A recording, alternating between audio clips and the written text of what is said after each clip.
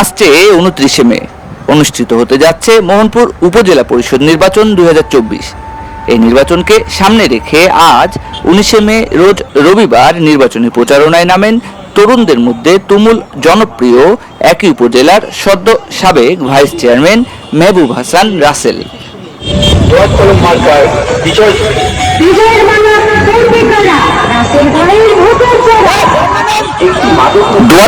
মার্কা নিয়ে চেয়ারম্যান পদপ্রার্থী এই তরুণ নেতা ভাইস চেয়ারম্যান হিসেবে কেমন ছিলেন জানা যায় এই উপজেলার সাধারণ মানুষের কাছ থেকে।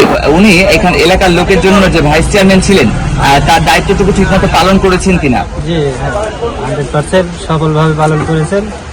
সবাই সহযোগিতা বা হেল্প পাইছে। ভালো মানুষ, নিঃসন্দেহে ভালো মানুষ। হ্যাঁ, রাসেল ভাই একদম সফল ভাইস চেয়ারম্যান ছিলেন, এখনো আছে উনি ইনশাল্লাহ। তবে অন্যান্য দেখছি আমরা যে দায়িত্ব জিনিসটা অনেক বড়, মানুষ বোঝে না, হয়তো বা কারোর কাছে একটু কম বেশি হইতে পারে। তো ভাই খুব ভালো মানুষ, খুব সফলতার মাধ্যমে ভাই দায়িত্ব পালন করছে। উনি কেমন মানুষ? উনি খুব ভালো লোক বা ভালো মানুষ, মনে করেন একটু হ্যাটাস নাই, খুব সুন্দর একটা মানুষ। তো আছে অবশ্য সবাই মানে চেষ্টা করতে দেওয়ার জন্য পাস করার চিন্তা ভাবনা বেশি হচ্ছে, পাস করার সম্ভাবনা বেশি।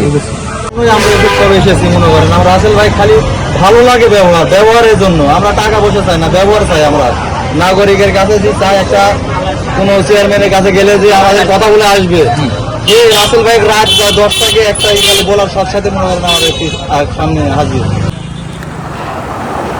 আজ 19 মে রোজ রবিবার নিজ উপজেলায় নির্বাচনী প্রচারণার শোডাউনে প্রায় 500 মোটরসাইকেল যোগে উপজেলার তরুণ ও যুবকদের সাথে নিয়ে জনসাধারণের কাছে তাদের মূল্যবান ভোট চাইতে দেখা যায় এই চেয়ারম্যান প্রার্থীকে।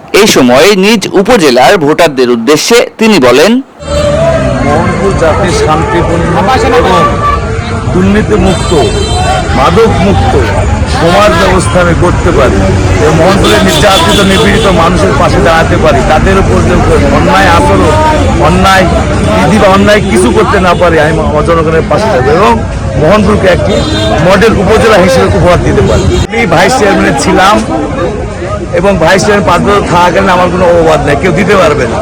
অন্যায়ভাবে দিতে, দুর্নীতি এবং মাদক এবং যে কোনো দুর্নীতি বা মাদক বা যে কোনো খারাপ বা অবৈধ কিছুর সাথে আমি সম্পৃক্ত না।